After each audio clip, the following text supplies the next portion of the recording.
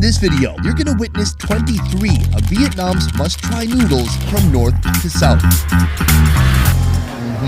Vietnam is a country that loves street food and that loves noodles of all shapes and sizes. Guys, have you ever just seen one giant flat noodle like this? My buddy Calvin and I are starting in the capital of Hanoi in northern Vietnam. Look at this. Stunning. Me or the snail? Both? But one of them looks slimy. Then moving to the central region, where we'll explore the cities of Hue, Da Nang, and Hoi An. We're in a tiny, very local noodle factory, where they're one of the only places still making this noodle the old-fashioned way. Onward, we travel to Vietnam's buzzing southern metropolis, Ho Chi Minh City.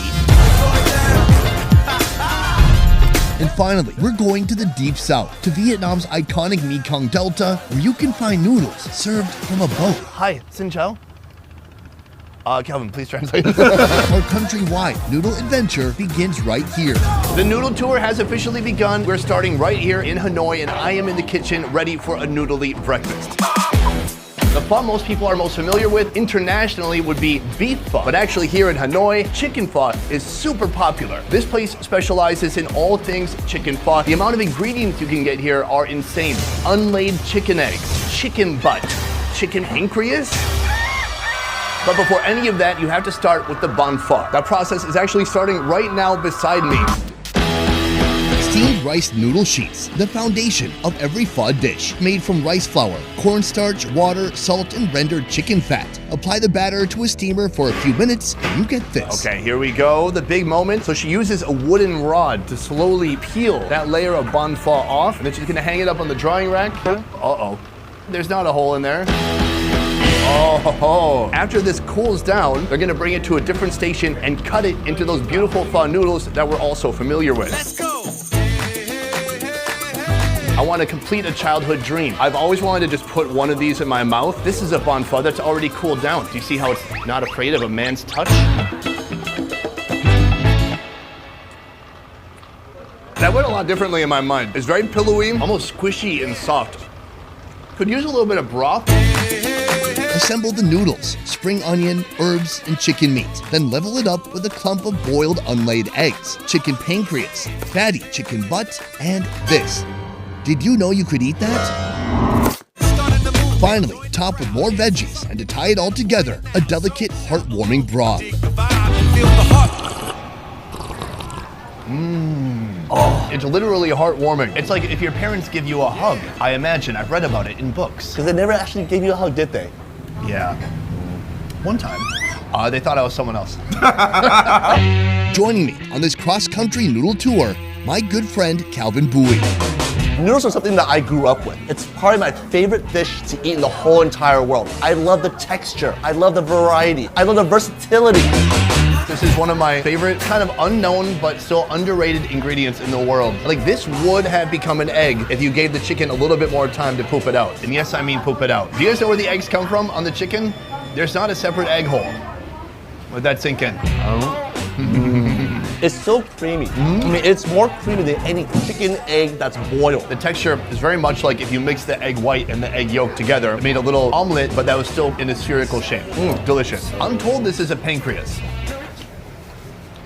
Pancreas bone. It's very livery in taste and texture. Also very lemongrassy and fatty, kind of dark meat. Oh, having that fresh noodle appeal truly is making this bowl a 10 out of 10. When I tried it earlier, it had really almost no flavor to it. It was just about texture. Obviously, all the flavor here is coming from the broth. It gets soaked into the noodle. I mean, look at how thick these are. It's like a scroll. Do you want to write a story on there? Yes. This is one of my favorites. I've never had this in Vietnam. What would you call this? This is from a rooster. It's the back part of their mohawk. It's the coxcomb. Yeah. Say that, you can? I said cod cub one time, you got mad at me. My favorite word? Gelatinous. Has a little gamey flavor. Yeah, it's fatty, although mine was infused with lemongrass too. It is a different type of texture, and I think that's the point of all these meats as you move through the bowl, is to get different tastes and textures of this piece and that piece. Right here, we have chicken butt. Oh God, you're Oh, it's so good. I love chicken butt, and I used to be afraid because it was, had the word butt in it, but I've learned to love butts. And I cannot lie. That's right. This next noodle is a beloved staple of Hanoi, even though its main source of protein may be a major turnoff for some. I'm here to find out if this is an acquired taste or love at first bite. Look at this. Stunning. Me or the snail? Both? But one of them looks slimy. I will not say which one. Dozens of different snail species are eaten throughout Vietnam, from freshwater to oceanic, from very, very small Wow, look at that. to shockingly huge. This thing is a monster. Here at this family-owned restaurant, they've been serving freshwater snails with noodles for over 70 years. Why do people love the snails so much? Ốc này nhiều canxi. Full of calcium. It's good for you, and it's organic. How do you know when it's a good snail? I mean, I'm looking the snail in the eyeballs. They won't even make eye contact with me. Mình đi mua ốc mình phải chọn. In the morning at the market, she'll put the snails into a bucket and she'll submerge it with water. The ones that are alive will sit upright with the shell looking towards the sky. But the ones that are dead will go upside down and just show you their booty. If she's gonna buy a snail, it better be a snail that she can murder herself, correct? Of course she does. The snails are boiled, and hundreds of them are dug out of their shell one by one. I understand when you make a beef stock or a chicken stock because they've got bones, but how do you do it with a snail? Nước luộc con ốc này ra. She boils the snail. She mixes that in with certain herbs and a special rice wine vinegar. Add in tomato, chili paste, and spring onions to create this earthy broth. Now, the assembly. First, add the noodles. Like pho, bun is also a rice-based noodle. Bun is such a legacy dish. It's come from our ancestors. It's something that you see in everyday life. It's an OG. ON, original noodle. Top with a batch of snails, spring onions, and heartwarming, steamy, tomatoey broth.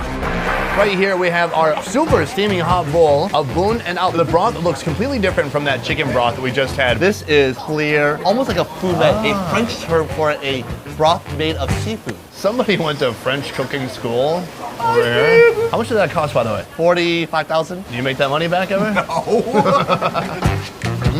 It certainly doesn't have like the depth of bone broth, but it's still very savory. It is just very light and airy. We should try some of this bun. Oh, look at that. This is just the right moment. It's soaked up just enough of the broth.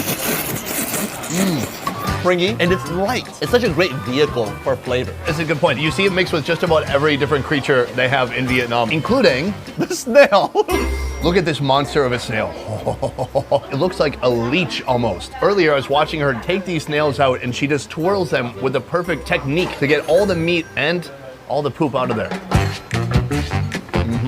So special. Wow, that one was briny. Intense seafood flavor. Somehow it's meaty and crunchy at the same time. It's like a cartilage. Yeah. And there's very few things in life that have those two textures together. Absolutely.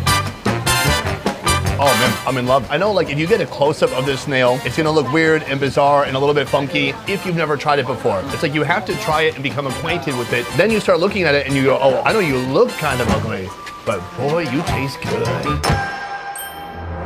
Soon, we'll see how this slimy creature has crawled its way into one of this city's creepiest bowl of noodles. It's like the scene in Indiana Jones.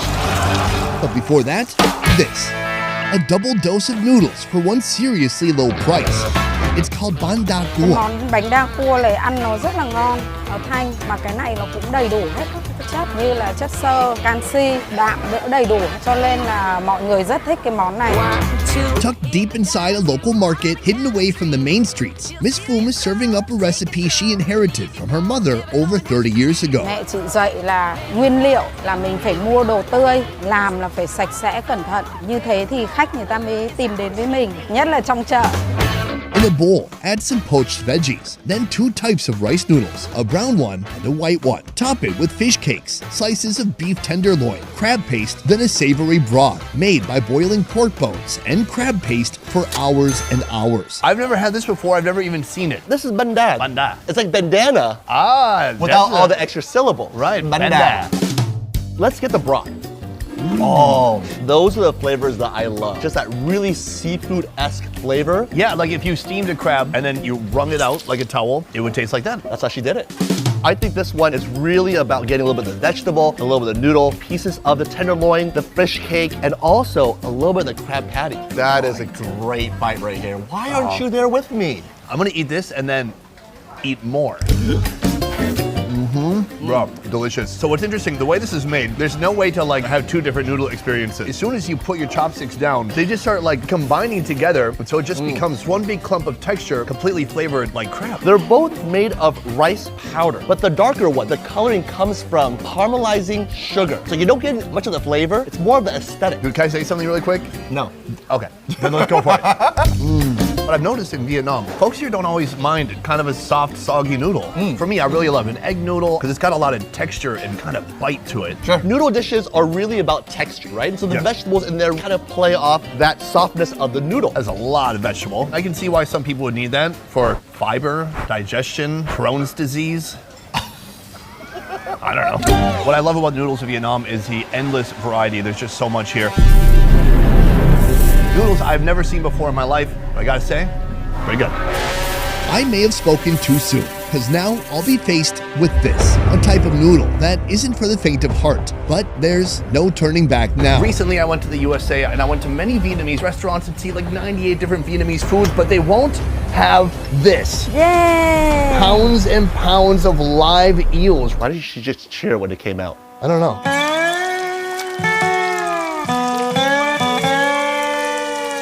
This swamp eel has made a 200-mile journey all the way here to Miss Dean's prep kitchen. Where'd you even get these eels? Ở dưới đất người ta cắm sâu nước là con đưa nó chui vào cái ống này này. Oh, interesting. In the rice paddy, they put a bamboo pipe into the ground and the eel slides inside of the bamboo. Oh, that's wild.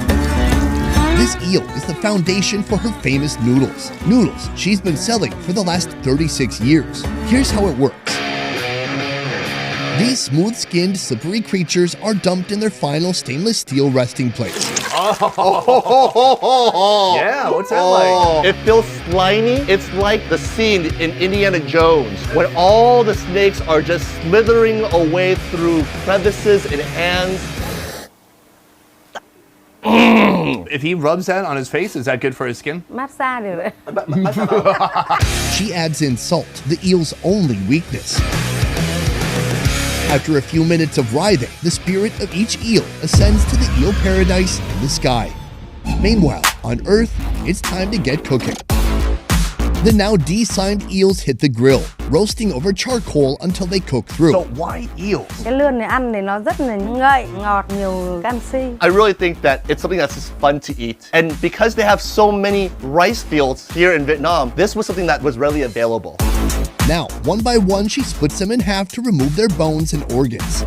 Shred the eel meat into smaller strips, dredge it in flour, then deep fry in hot oil until they're perfectly crispy. With our eel transformation complete, it's time to bring this all together. Blanched cellophane noodles and veggies are added to a bowl. What is cellophane? It's what you stuff into boxes. You could eat that? No, you can't. Oh. Cellophane noodles are made of arrowroot. It's a underground root and it's usually found in the mountains. Add MSG, soy sauce, the fried eel, roasted peanuts, fried shallots, and cucumber. But no cucumber for me. On the side of our dry noodles, a rich pork bone broth. Time to dig in.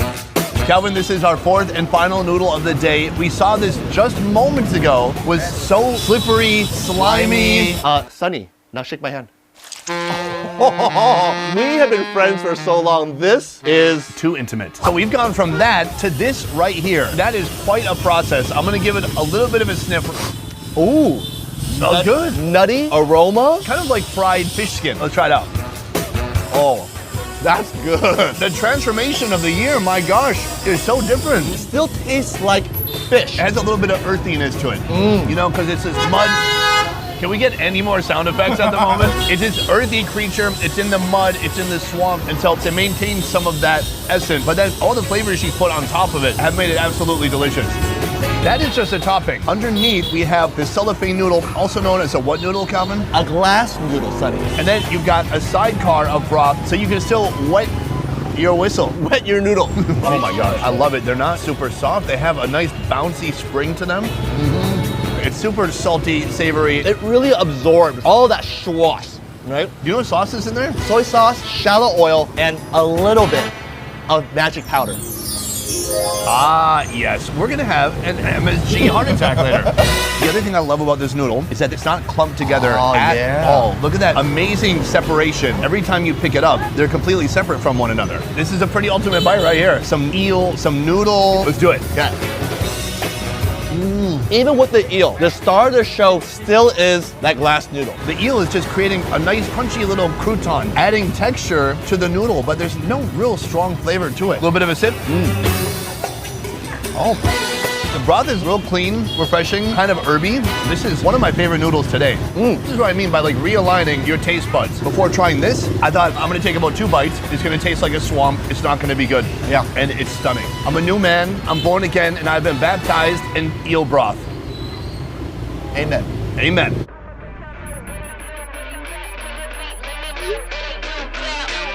This is the city of Hue. It used to be Vietnam's capital for over 150 years. I say it's still the capital of bangin' central Vietnamese street food.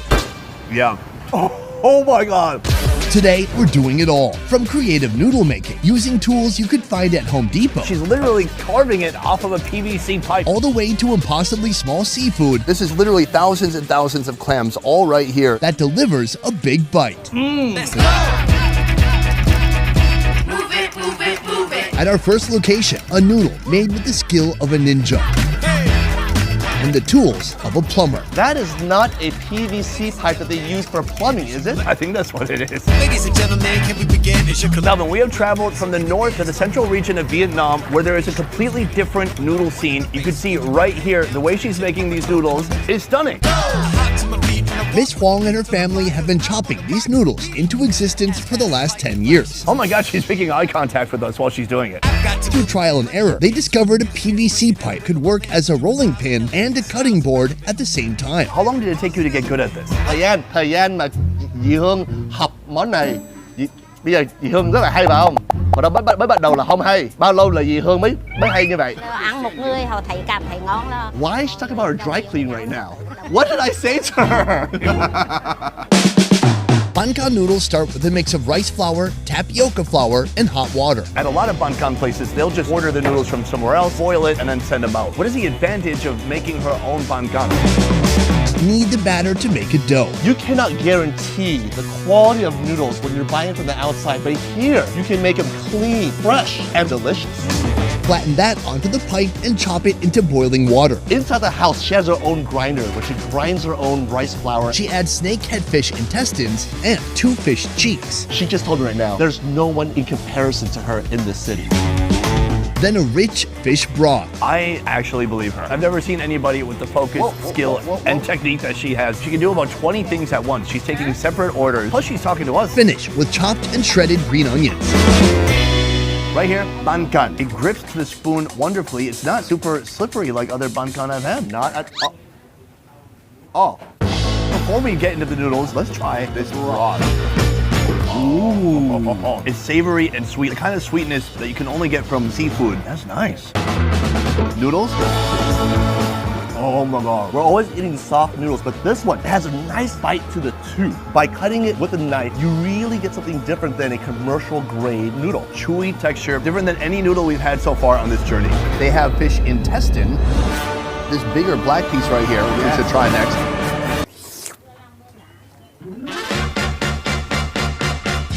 I love it. I love the mineral taste. I love this little biley essence that it gives you in the mouth. It tastes like it was full of something sticky like peanut butter. It's delicious. That is basically fish poop. I love poop. Well, they've got some other parts that aren't as full of poop. Can you find that cheek? That's a cheek. Oh, that's definitely a cheek. Let's have at it. The best part of any animal is the part that is used the least. The fish don't smile that much. And so that cheek is going to be just absolutely tender and succulent. Satisfaction guaranteed. This is an excellent dish. Most people would associate this next noodle ingredient with danger rather than with food. We're here because you have a very unique ingredient in your noodles, and that is this right here. Can you tell me what I'm looking at? I think so. Jellyfish. Jellyfish. Yes, even though jellyfish is eaten in this part of Vietnam, you won't find it at almost any restaurant except this place. Have you been eating jellyfish from the time you were a kid? Since she was a little one, like this.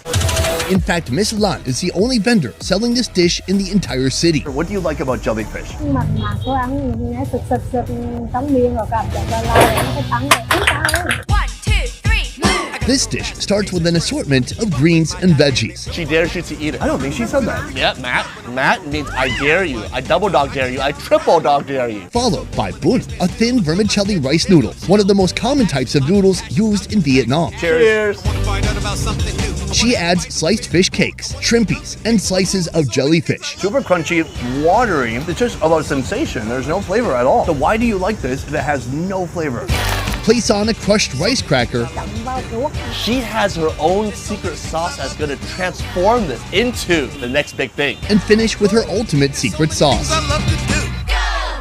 Calvin, right here we have our dish. They call it bún, and then the words that come after that, Yum nước. which means It means jellyfish here in the central region. they're calling it jellyfish noodles, but there's so many different ingredients in here. Let's try the shrimp first. Mind you, it does still have the entire shell on there. We grew up eating shrimp with the shells on. We've always known that it brought extra calcium to our bones. And that was super important to you as a 5-year-old? Yes. All right, let's try it out.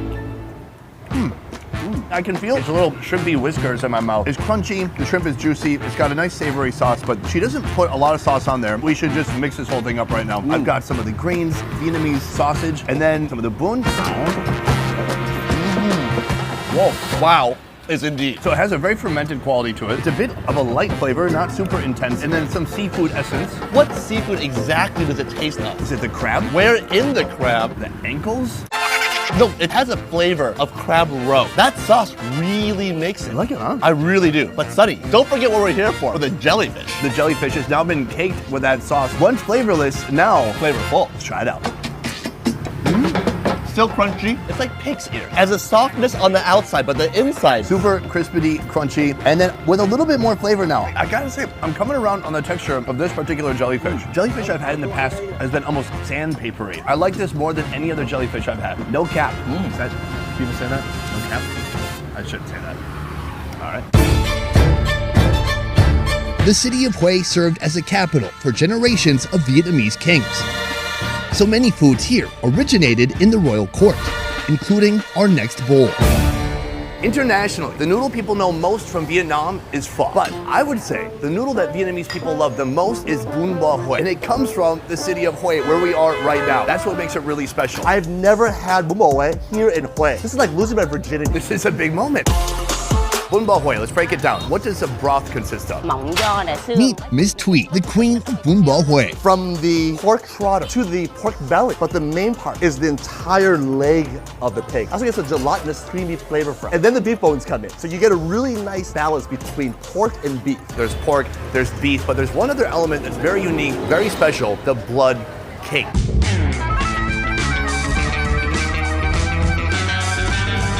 Congealed blood cake is an ingredient commonly paired with many soups in Vietnam. It's a cheap and easy way to add more vitamins, protein, and a unique texture to your meal. Is this pig blood? Đây là không phải heo. This is not just blood from any animal. This is coagulated duck blood. Oh, really? Yes. I did not expect that. Neither did I. Calvin, you know what we have to do now, right? Take it home and sell it on Bitcoin? No, we have to eat pure blood. What they usually do is they add it to the broth and then they get the flavoring there. But here, this is unseasoned. All right, let's see.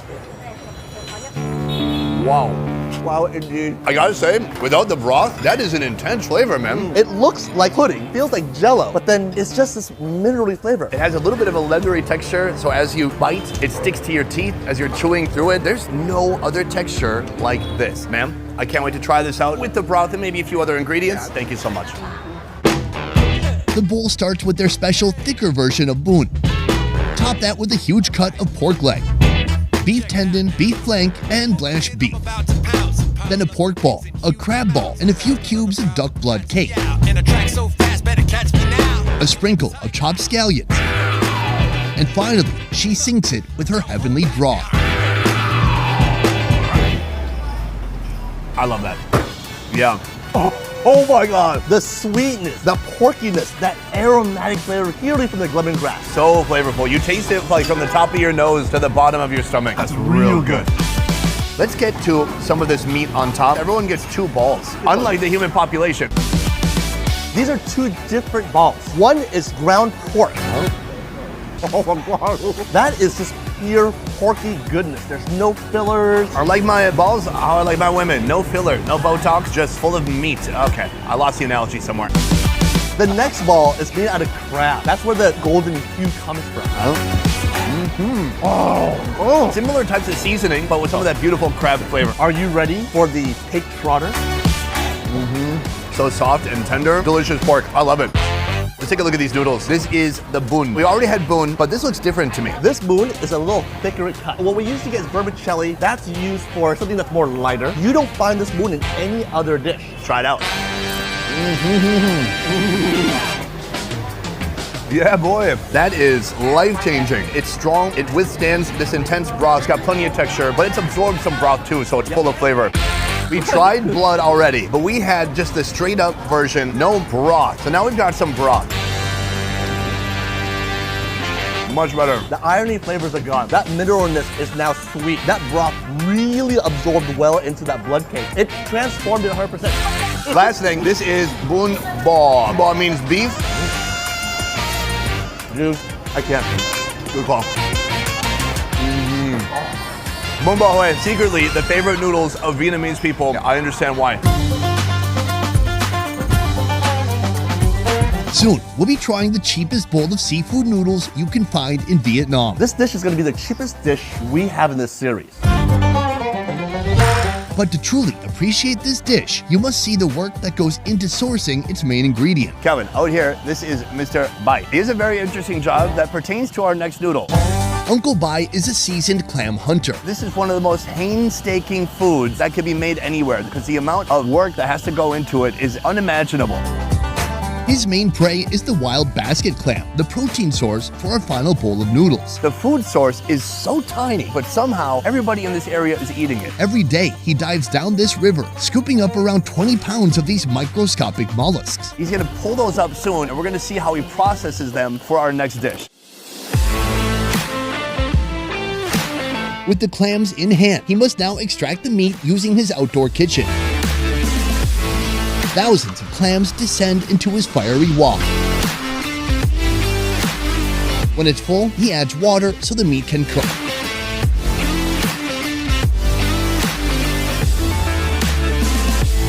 So we have the clams that have been boiled. They're being brought here to the processing area. He takes them portion by portion into the wicker basket, puts it into the water, and then this is where the magic happens.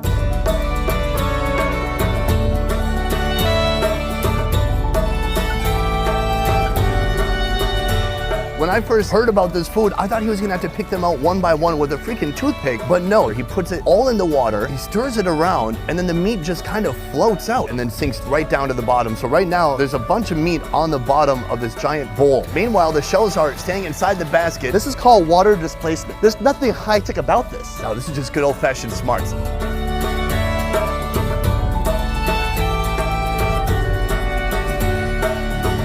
The moment has come. He's done taking out all the meat from the clams. He's gonna show us the final result from all the meat on the bottom.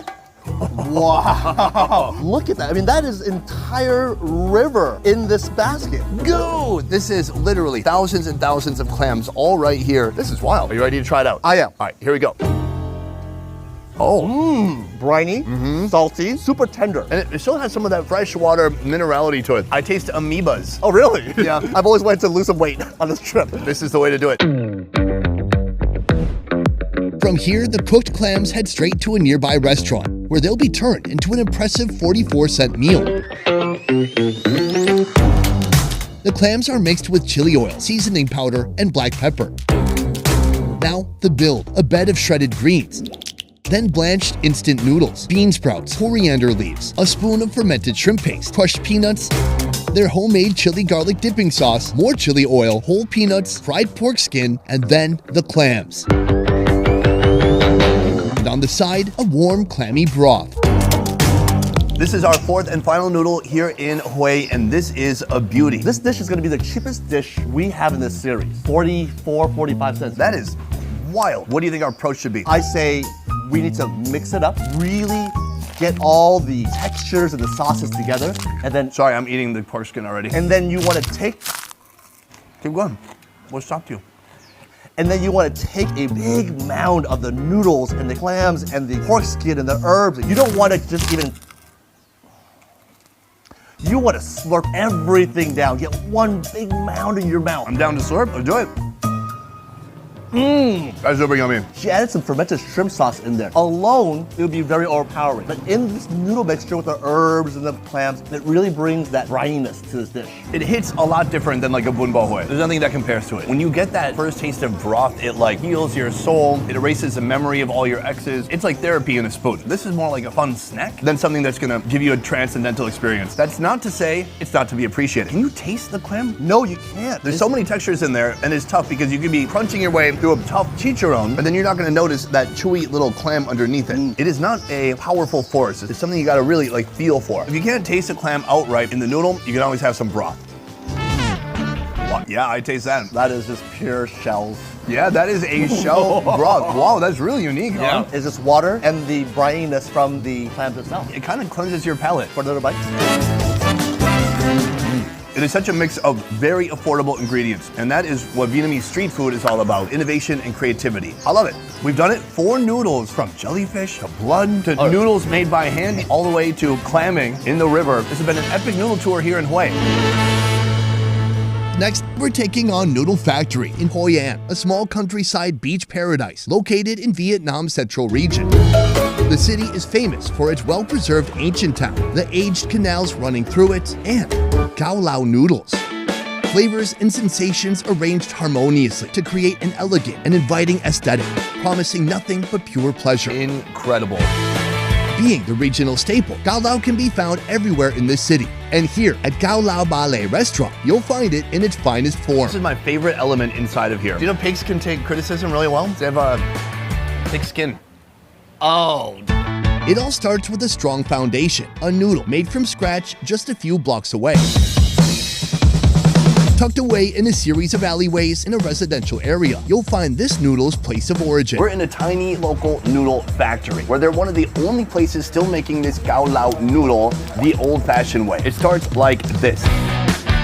We've got rice flour, tapioca starch, and lye water all mixed together. It comes in as a liquid, and he mixes it and mixes it until it becomes a thick paste. The thickened paste is brought here. Seal it up, then steam. 30 minutes later, and it's ready to continue its journey toward noodlehood.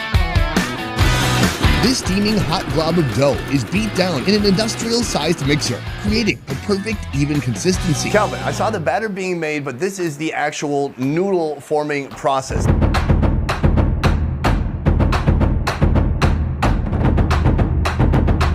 This is a professional, this is a preschooler. See, I'm more like a professional eater.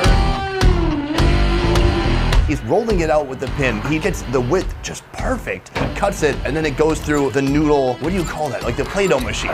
It's called a noodler. I love his technique because as he flattens it out, you see the tiny indentations into every time the piece of wood rotates. If it's just one completely long sheet, it'll rip in the noodler. How far back does this noodle factory go? 4 generations. Great-grandfather, grandfather, father. Our noodle master, Lao, preserving tradition, he is one of the rare local producers who's still making these noodles the old-fashioned way, despite the competitive popularity of machine production adopted by almost everyone else. How can you compete with big noodle making factories?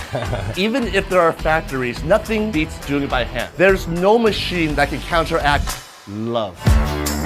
One more steam session, and we finally have it. Cao Lao noodles. Now it's the chef's turn. Ship the noodles to the restaurant fresh, then blanch and add them to a bowl of fresh herbs. Thick, glistening char siu sauce is draped over the noodles. Char siu pork, annatto oil, then pork fat for the vegetables. As a final touch, satay, char ram, and deep-fried pork fat. Cao Lao is a very interesting dish because it's not a brothy dish. Yeah, it's not a dry dish. It's a right in the middle where it's kind of swashy. Do you remember seeing at the factory they have those little tiny squares? This char ram is made from the same dough as the noodles. Instead of steaming, it's cut into squares and fried. They're not the LSD squares? Yeah, these will not melt on your tongue. They're much more crunchy, but maybe still trippy. Let's try it out. I love that. From here, as beautiful as this bowl is, it is meant to be destroyed and mixed up. Now they're soaking up that sauce.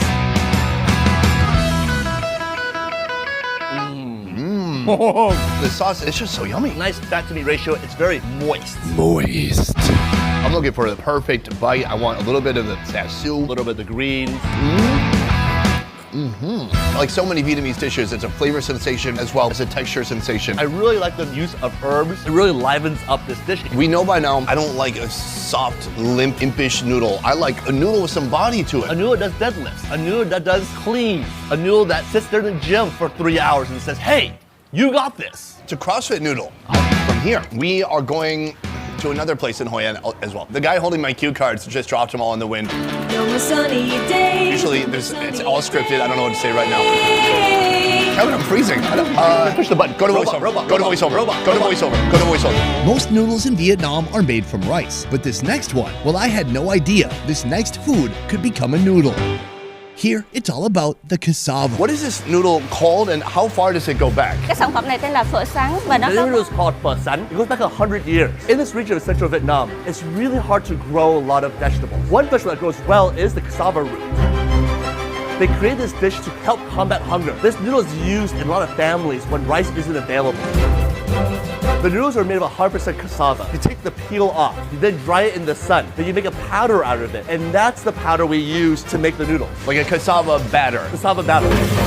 They pour a cassava batter into a duo-functional pot. It boils and whisks the batter simultaneously. Once the batter thickens up, it's moved to a kneading machine to smoothen its texture. It gets thick and then they put it in this machine which extrudes it like a Play-Doh extruder. This machine presses the batter through a filter, extruding strands of noodles, while the tray beneath bobs and weaves to and fro, creating this unique webbed pattern. A pattern crucial to the survival of this noodle. What is the purpose of the crisscross pattern? bột sắn khi mà nó khô đi rất là dễ gãy. They found out doing the crisscross shape allowed them to pull the noodle from one side easily. If you kind of have this netted pattern, it's just going to be a lot stronger. In the olden days, before they had machines, they had somebody standing high, pushing down the batter. I think it just goes back to reflect on the innovation that you find everywhere in every corner of Vietnam. It's never just this low standard like, well, just boil cassava and eat a cassava. They're like, I need freaking noodles, dude. The full trays of wet noodles are taken out into the fields to sun dry. By noontime, all of these sheets get dried in the sun. By 4 or 5 p.m., it's done. Calvin, that is how pho sang, that is how this particular noodle is made. The only thing left to do now is to eat it. Jinx. Pho Sang is as versatile as it is innovative. And at our next restaurant, we'll see them prepared 2 ways, in broth and fried. First, fried pho sang. Saute crushed garlic in peanut oil. Add shrimp, squid, and a potent blend of fish sauce, vinegar, MSG, and coconut nectar. Then some veggies and pineapple. Some starch to make it thick. Now, those noodles. Deep fry each pho sang sheet until it puffs up. After creating a foundation of several noodle sheets, dump your stir fry on top. Food number 1. It looks like a bird's nest. It just erupts itself from this dish. What if we put some of the seafood on the noodle? What if I fed you from over here? Yeah, I mean, so many things are possible in life, right? The stir fry is great, but to have a little bit of extra crunch. It's a great way to prepare noodles. It just makes them fun, light, crispy, and it creates a whole new texture sensation. The noodles here aren't the main star. They play more of an accompaniment, an accoutrement, Like a cameo. like what I do once in a while on the show. Oh, you do cameos? Do you consider me a co-host? I don't consider you a celebrity, so. How about a friend? Friend cameo. Next up, our main course, snakehead fish noodles. Saute onion pearls, garlic, and turmeric, then add seasoned fish and pork. Now for the broth. Cook a whole snakehead fish for 5 hours, then squeeze out its essence, extracting its delightfully fishy flavors. These cassava-based noodles take almost no time to soften up. Toss everything in the bowl and send it out the door. This broth was made with turmeric and pearl onions. You should be able to get a lot of manhood from the turmeric. Oh, wow. Is that what turmeric does? What do you think is in Viagra? Oh, drugs? And turmeric. They kept up with the seafood theme here. Tons and tons of fish on top. That turmeric really blends in well with this fish. It gives it a very nice herbaceous feel. To me, it tastes like a freshwater fish. I can taste that minerality. This is what I really care about right here. When you pick them up, they almost break under their own weight because they're so saturated with the broth already. Oh, I like that. They're still satisfying, but I gotta say, you have to be quick with this one. If you let it sit around at all, it is gonna turn to mush. To each their own. This might be the reason why they like this noodle. They like that mushiness that kind of combines everything together. Cassava is something that you see in boba tea. It's really interesting to see the local regional area utilize what's grown here and make something out of it. I think that's really cool. All right, on to the next location.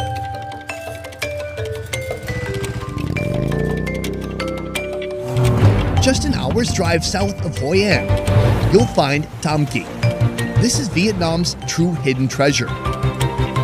Serene, unspoiled sands and laid-back beach town vibes. However, there is one thing they take very, very seriously. Oh, another one coming off. This noodle is called Mi Wang. Mi Wang is a noodle you're gonna find only in the central region. Oh, I didn't ask if I could do this. This noodle dish is the result of centuries of history. It has just such a nice, soft, cushiony, thick, lovely texture. Locals, influenced by Chinese merchants in the 16th century, created and developed what is now the infamous Mi Wang, a cultural celebration of central Vietnam. This looks really similar to the banh pho we had in Hanoi, but there's quite a few differences. Here, this is made completely from rice. They actually take the rice, they soak it, they grind it, make their own batter, and then steam it. Whereas the banh pho in Hanoi would be made with a little bit of tapioca starch. So that means this is gonna be a much more fragile noodle. The only thing left to do is add all the other ingredients and eat. The noodle sheets are chopped into noodle strands. Then they head to the bowl. Next, a protein trifecta. Shrimpies, quail eggs, and char siu pork. She adds a special broth made of beef bones, annatto oil, and spring onion roots, char siu sauce, spring onions, and peanuts. Here, you have Central Vietnam in a bowl. This, my friend, will blow your freaking mind. Okay, I'm up for that. These shrimps have been caramelized, have a really nice fish sauce and sugared flavor to it. All right. As you chew the shrimp, the sauce bursts out of it. It was very flavorful. I like that. This fish sauce is mixed with chilies and garlic. It's really strong. Good, you have that back? It is very pungent. Next, we have this homemade chili sauce. Let's mix it all up.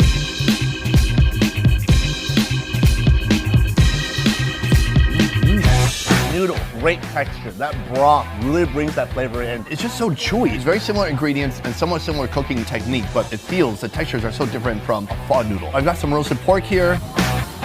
Pork and seafood, they belong together, especially in a bowl like this. Let's try this broth. It's enough salt and enough flavor for the whole bowl.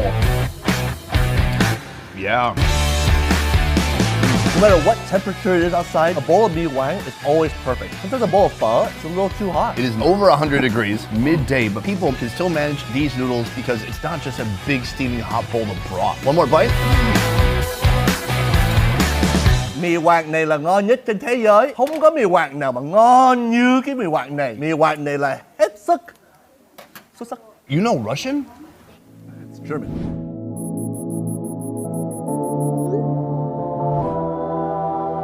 Saigon, or Ho Chi Minh City, is not the capital, but it's still Vietnam's biggest city. A city humming with energy, life, this is perfect right here. and food. Unnecessary. Few locals even eat breakfast at People home here go crazy for the noodles. because it's so tasty, I know what that is. It's delicious. easy, They make a simple bowl of noodles look like a symphony. and affordable to chow down on the streets. You can smell. Calvin and I are on a mission Mà biết mà không nhiều được nhé, không nhiều được. to show you the best this city has to offer. Each bite is like its own experience. And it absolutely starts here. Many times in this city, a completely average-looking restaurant exterior paired with a Microsoft Paint level of graphic design and a name as uninspiring as Pho Vietnam are all the cues you need to know there's magic happening inside. Good morning and welcome to Saigon. I came here for the perfect breakfast. This is like the quintessential breakfast of Vietnam. I'm talking about pho. Rice noodles, your choice of protein, fresh herbs, and a complex, deep, almost philosophical broth. This dish transforms whatever mood you brought with you into overwhelming comfort.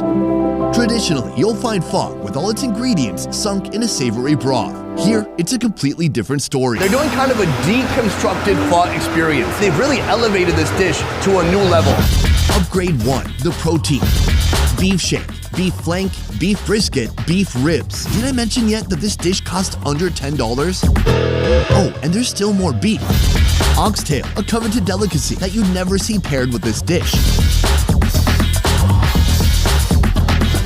Upgrade 2, the noodles. This restaurant's been open for 5 years, and up until now, they're the only pho restaurant in Saigon dishing out their own fresh, handmade bun pho. Steam rice flour batter for a couple minutes, and you get these thick, soft, chewy noodles, ready for action. Finally, this dish's most crucial element.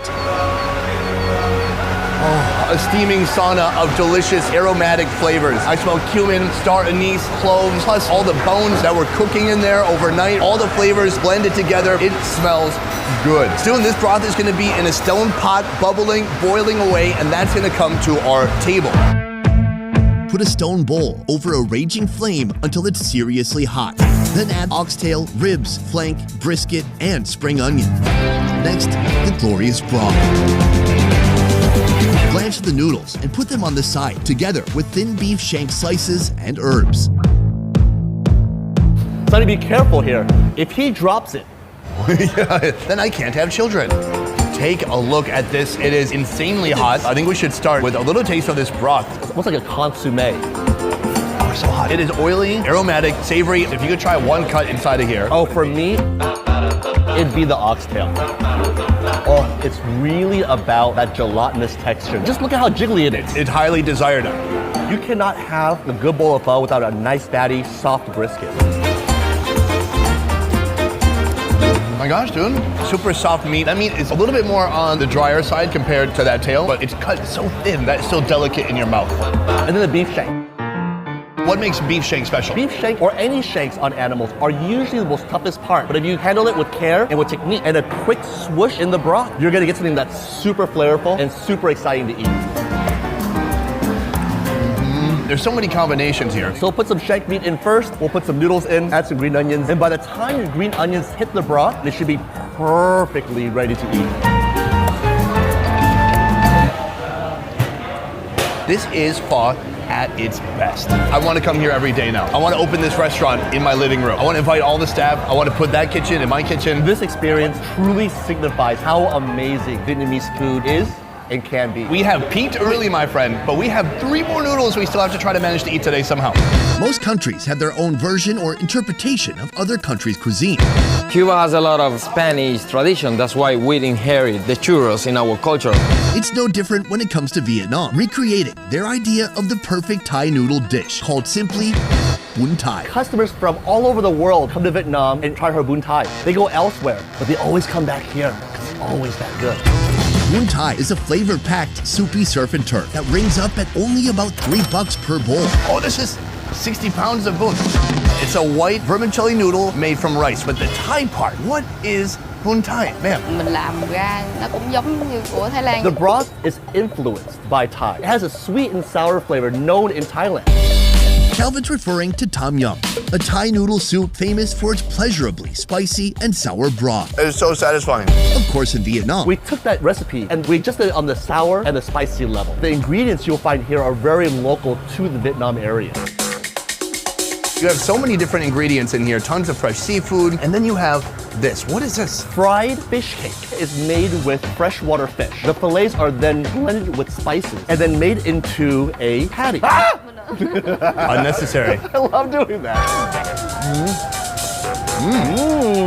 A little spongy, but great fish flavor, beautiful spices inside. It's really good. first blanch the noodles, thin, soft rice vermicelli. Next, an onslaught of protein. Beef, fish cake, fish, shrimp, squid, another shrimp, and clams. Flood the bowl with a sweet and sour fish bone broth. Garnish and serve. Super fragrant, light, sugary, a little bit sour. And then that really earthiness comes from the galongo root, which is a Thai root. It kind of makes your throat feel good. It's like a lozenge. Yeah, it's like a delicious cough drop. Thai flavor. We've got some of this beef. That's fish sauce with sliced chilies. I'll do the fermented chili sauce over here. Very nice. Little shrimpy. Oh, dip in the broth? I'm just gonna hit it in the broth. How do you eat the shrimp? With my mouth. Ah. Sweet, meaty. Vietnam has some of the best seafood in all Southeast Asia. Absolutely. This is what these noodles are all about right here. It's a local fresh fish caught here in Vietnam. You can taste the Mekong on the fish. This is delicious. This sweet sour broth is perfect for seafood. There's no truer fusion than this. It's like the abstract idea of Thailand put into a broth mixed with tons of seafood and meat and sold for just a few bucks. Delicious. When it comes to noodles, what's better, handmade or machine-made? Our next chef seems to think the machines can conquer any nimble-fingered noodle handler. In the comment section, you're gonna see Civil War. I've come to Chinatown to find out. Egg noodles. This noodle, one of my absolute favorites, dates back thousands of years. Though widely known to be a Chinese creation, Italians and Arabs will tell you a very different origin story. I can't say for sure, so let's see what the chef thinks. There you go. Well, there you go. As much as folks in Vietnam love noodles, egg noodles don't appear often. We see that so many noodles here have a rice base. What is it that makes this noodle so different? These noodles only have 2 ingredients. They have flour and they have eggs. What, like chicken eggs? Chicken eggs. It's not chicken eggs. I was leading you. Like chicken eggs? No, duck eggs.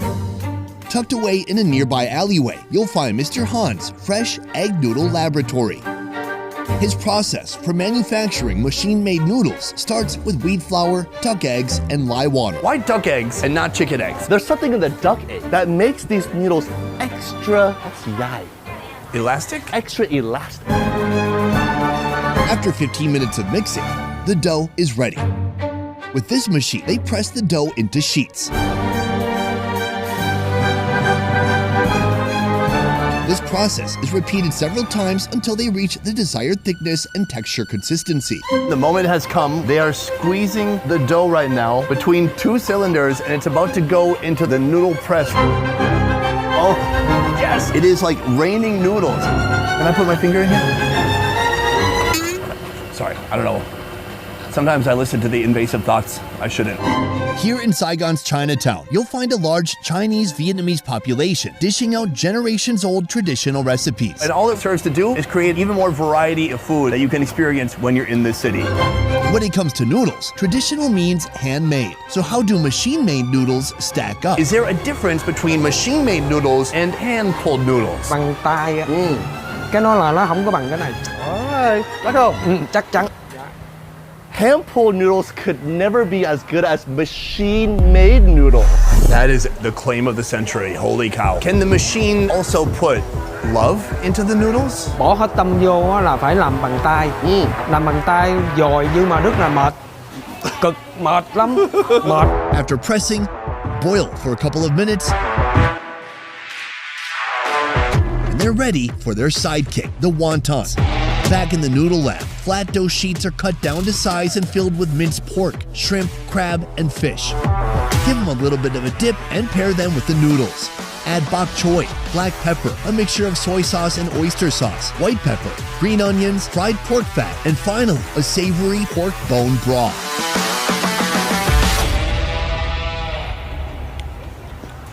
If that tasted that good and that's a vegetable, just wait until we eat the noodles. I'm very curious about this broth, and so that's why I want to taste it. Well, I got a great idea. Let's taste it. That logic follows, right? It's a bit sweet, fatty, Very rich. It is simple and straightforward, but it's still awesome. Not every broth to me has to be like a complex labyrinth of flavor. Sometimes it can be like, oh, I know what that is. It's delicious. Look how big that is. This wonton is reckless. It's out of control. It's morbidly obese. Hey, Not you. you're body shaming me. Not yet. It almost slips down your throat like a slide.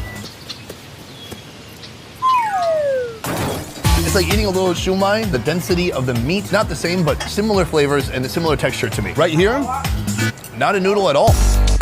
They cook these pork bones overnight to achieve peach-like softness. The tendons become moist and delicious. And you just peel it off, and whatever you get is what you get, and people love it, right? You know what? It's luck of the draw. Life is like a bone of chocolate. Life is... Add broth, then top it with green onions and pepper to complete this epic side dish. I'm gonna gnaw on it. I love gnawing on bones. Don't give me a joke right now. This is not the appropriate time. There is nothing funny about that. Fatty and delicious. I flippin' love that. The meat closest to the bone always has the most flavor. This is the noodle right here. Super controversial. You were asking him what is better between a hand-pulled noodle and a machine-made noodle, and it seemed like he didn't even have to think about it. He knew instantly that this is the superior noodle. Let's go for it.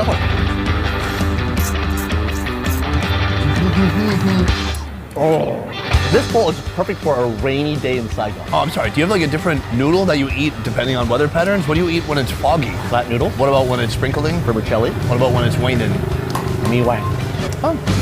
I've had hand-pulled noodles, I've had machine-made noodles. I cannot pretend to be expert enough to tell you which is better. The obvious go-to is like, oh, handmade is better. It's made with a human's touch. But, you know, there's advantages to machine-made too. It's more efficient. I like that every noodle is conformed. You like conformity. Put me in a box. Yes, comfort. Guys, who wants to stand out? For me, it's blend in or nothing at all. Our next noodly dish is only known to true Vietnamese food lovers. The star of this dish is actually right here. This is called Bo Ho. This Bo Ho was made with a generations-old recipe. What you taste today is the same as what you would experience decades ago. Bo Ho begins with a broth made of beef bones, lemongrass, ginger, 5-spice, and a natto spice. Next, add big chunks of beef brisket and tendon and let them stew slowly for hours, dissolving every last flavor crystal into its viscous broth. It looks so awesome. Delicious stewed beef inspired by French cooking, made with love and time. Oh, and there's carrots too. To pair with Bo Ho, our noodle. This is hut diu, a soft, thick rice-based noodle. After blanching the noodles with bean sprouts, fill the bowl with this thick, savory beef stew. Imagine DT Moore stew times 10. Would you call it a broth? Would you call it a stew, a sauce? I do call it a stew because there's meat in it. I don't really call it a broth because there's no bones that are being used to make this dish. Oh, it's surprisingly light. The Thai basil really helps cut a lot of that richness. Really nice aromatic flavors. Vegan hot dog, here we go. It reminds me of my mom putting some carrots in a crock pot. This looks incredible. Huge pieces of beef. They kept all those parts on there that ordinarily would not be great unless you braise it for hours. Super tender, juicy. I like how they didn't use. It's so good. I like how they didn't use very expensive cuts. Those cheaper cuts tend to have more flavor. Underneath everything, we have the noodle. Sonny, check out this beautiful sheen of this rich beef oil. That stew just coats every strand of noodle here. The noodles are super, super soft. It is kind of fun to slurp up. When you put the soft noodles with that little kind of chewy, grizzly meat, it's a nice combination. Oh, take a look at this.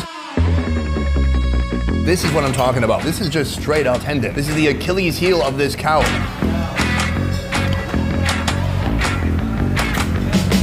That might be my top bite of the day right there. So rich, gelatinous, gooey. I'm gonna hit that with some noodles. This stands in contrast to everything else we've had today. It just has a completely different personality. It doesn't care if you like it. It feels like it's very confident in itself. It's a little bit arrogant. It has like a little body odor, but you're like, maybe that's what a man's supposed to smell like. It's a very nice day today. It's an incredible noodle selection that we've experienced.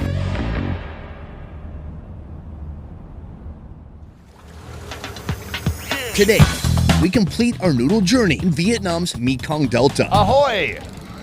Is that what you're supposed to say? Are they pirates? The Mekong is different from anywhere else in this country. Who's selling a double-decker cheeseburger right now? A vast network of rivers and streams. You should ask her what her website is. Có Facebook không? She didn't say what's Facebook? Where locals have learned not to fight against Mother Nature, but to work with her. New geography means new ingredients. Fish literally from a foot away from us. Yes. And noodles like you've never seen before. It all starts here. Calvin, we have just arrived here in one of the most unique markets you'll find anywhere in any country. I love this place.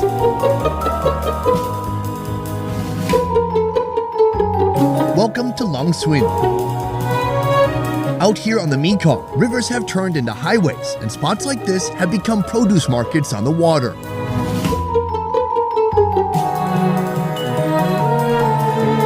Through its 2,700-mile journey, the Mekong's nutrient-rich waters bless all those it passes by, meaning farmers here are able to generate a huge portion of this country's agriculture. You see they have these banisters here at the top of it. Whatever vegetable or fruit they specialize in, a pineapple, they'll put it up there. Who's selling a double bacon cheeseburger right now? Oh my God, I wish one of them did have a bacon cheeseburger on top.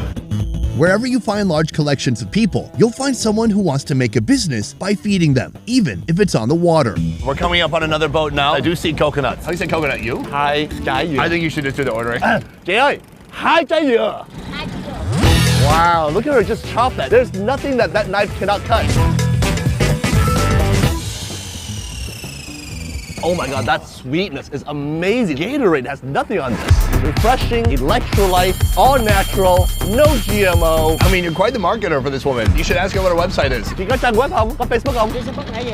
Tiếp nè rồi.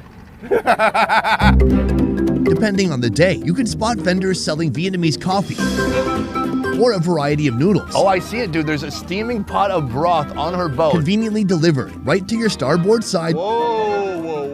For just $1 or $2. Hi, Xin Chao. Calvin, please translate. Con chào bác. This is Miss Duet. She's been gliding up and down this river, blessing locals with her flavorful offerings for over 20 years.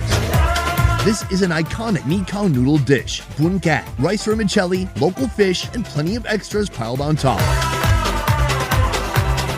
During breakfast and lunch, she makes her way from vessel to vessel, docks briefly, and whips up a bowl. When the meal is finished, the bowl is returned, and she continues on her way. But let's back up. This noodle operation simply isn't possible without waking up at ungodly hours of the morning.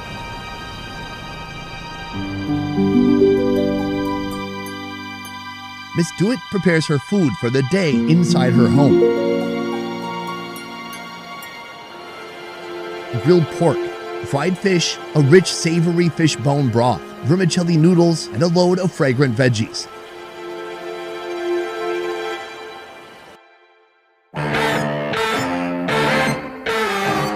Each food is collected and walked down the dock, where she carefully descends to her boat, with her valuable ingredients consuming nearly all the space on board.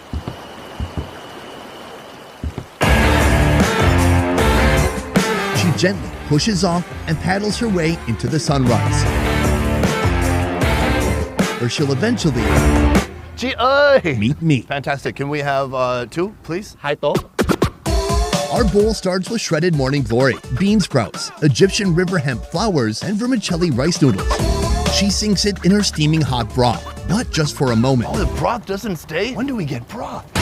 Chunks of fish, pork, string beans, and veggies join in. Then she douses the bowl in broth, this time for real. The finishing touch, Vietnamese coriander, pork fat, fish sauce, shrimp salt, and chilies. This bowl is absolutely scorching, sizzling. Oh. There's a lime on here. Give that a little bit of a squeeze. Squeeze away. That broth looks so rich when she poured it out. Oh, it's so spicy. I taste turmeric, I taste spice, it's very savory. It's sweet, the fish sauce is very light. These are very simple ingredients, and she made something really beautiful out of it. And fish. Fish literally from a foot away from us. I like the turmeric on that fish. The more and more I dig into this noodles, the more and more flavor comes out. This to me looks like kind of an odang that you'd find in Korea. And then just get that broth into your nostrils. Whoops. The fish cake is good. Every bite's a little different. For 85 cents, this is so filling. You wouldn't think that you would get this quality on a river. You could sell this in a restaurant in LA or New York. Quá ngon nha, không còn một miếng nữa, hết nước, không còn cái gì nữa. I must see what she's doing later. Next, we're headed to a countryside noodle factory that's cranking out a ton of noodles called, Ho tiêu? Hủ tiếu. Ho tiêu? This is Kim Ung Factory and its CEO, Kong. Here they're making some of this country's most beloved noodles from scratch. What are the raw ingredients that go into the noodle itself? Nguyên liệu chủ yếu là gạo. It starts with an enormous amount of ground rice, mixed with water to form a silky white rice batter. One ingredient? Just rice? Đúng. A little bit of tapioca? Hey, đừng nói ai nha, một chút bột lọc. Có đó không? Có bột lọc. Cũng tên là từ gạo nha. Holy. A conveyor belt guides the batter through a steamer. transforming it into thick, soft, elastic sheets. After resting for a moment on the rack, the rice sheets are sliced into squares. She's cutting the noodle down to a foot. That's so that she can put that into the machine later on and then make noodles out of it. At this stage, these noodle sheets are nearly identical to Vietnam's famous banh pho. What separates them is the next step. They're sent outside and set on racks to dry. It's about 2 to 3 hours in total, depending on the humidity of the air, depending on how hot it is. Once it's dry enough, then they pull it in. It does have a really nice mouthfeel. It feels a little more stickier than banh pho does. It is a little bit more chewy than a pho noodle. Well, the drying in the sun definitely removes the moisture. That's all I got. Fair.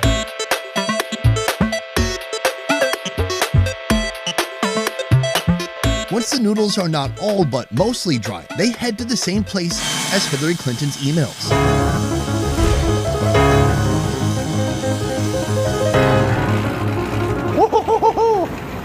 You had to be really careful around here. This is my favorite part because you get to see some real action take place. Earlier on, the noodle is delicate, it has to be dried out. But now it's dry enough to be put through here. This is hudyu, just a completely different texture than other noodles. No flavor. It is not dried all the way out. It's still a little bit of moisture in there. What do I do with this? Do I give it back? I'll give it to my camera guy. With the noodles now complete, they head out to nearby vendors who know exactly what to do with them. First, blanch the noodles. Then add fried pork fat and garlic, sugar, and a secret meat sauce. Mix it up, then toss on a prolific pile of proteins.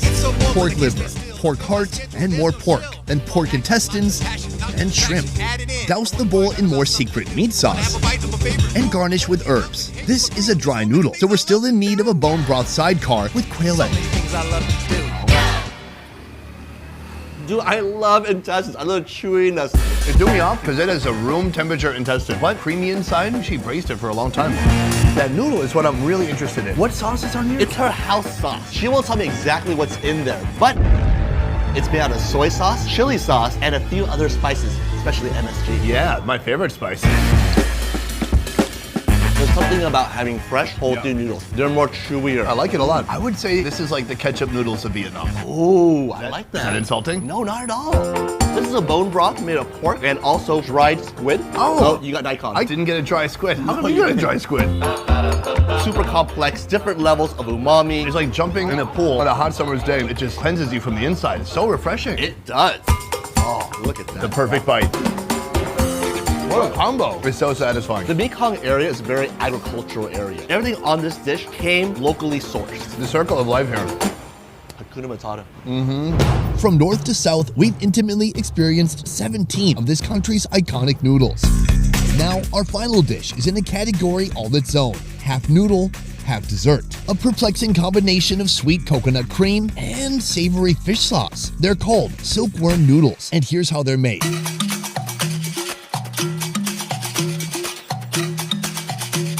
Rice flour batter is cooked until it condenses into a thick glob of dough. The dough is kneaded to create a consistent texture. With some honey and oil, this doughy deity brings the noodles into existence by rolling out small portions into strands that resemble silkworms. Or so they say.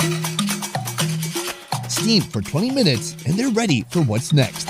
My favorite part is that these are the most homemade noodles of any noodles we've seen from north to south. As I pick it off here, it's a little stretchy, a little elasticy, super hot, silky, and soft, huh? Oh, wow. It's a little bit salty, but very, very, very soft. So I imagine once they mix this with some sauce, it's probably gonna make it even softer. But people here in the Mekong Delta, they love it. The noodles are combined with bean sprouts, pork balls, pork meat, and pork skin.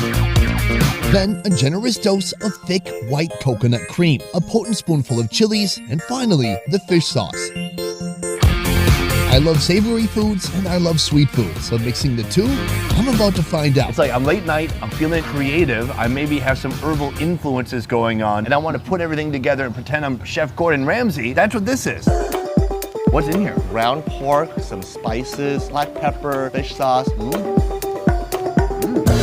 Is It's delicious. A little crumbly. It doesn't have that weird texture where you're like, that's not how meat should feel. A lot of pepper. I like it. And then there's literally everything else. Everything else just combines into this one thick mass.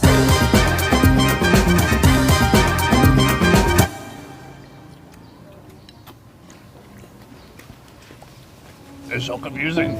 I tasted spice. I didn't even see herbs, but I tasted the herbs. And then a little bit of sweetness. Definitely a ton of super soft texture from these noodles. That is a fascinating combination. Fascinating indeed. I tasted everything you have tasted. I have to say, it's not for me. It's the fish sauce and the coconut cream going together that is throwing off my palate a little bit. We've said how we feel about it, but what do you think it is that people around this region love so much about this food? Oh. Here in the Mekong, coconut is one of the top exporting items. They try to use everything that's localized, and this is very regional. If you grew up here, there is a 99.999% chance you'll be eating this growing up. From the rice to the pork to the coconut, all of that just screams Mekong Delta.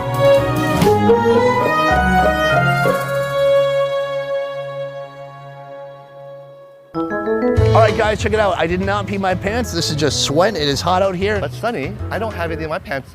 They're dry. Guys, that is it for our noodle tour that you've been watching over a series of days, weeks, or even years. I hope you enjoyed our noodle tour all the way from the north in Hanoi to the south here in the Mekong Delta. It's been quite an experience, and my gosh, Calvin, we did it. So many noodles. In fact, we had 23 noodle dishes, one country. We did it. We did it. We did it. A huge thank you to Calvin right here. You can follow Calvin at FKN Deliciousness on YouTube. He's also on Instagram. Follow his fun food adventures to see what he's up to. He's very charismatic off camera, I swear to God. That is it for this one, guys. Thank you so much for watching. We will see you next time. Peace. All right. I have a lot of floral shirts. Should I start wearing floral underwear? No. Oh, yeah. Wear more floral stuff. Oh, we need more flowers in this world. Oh, we do, don't we?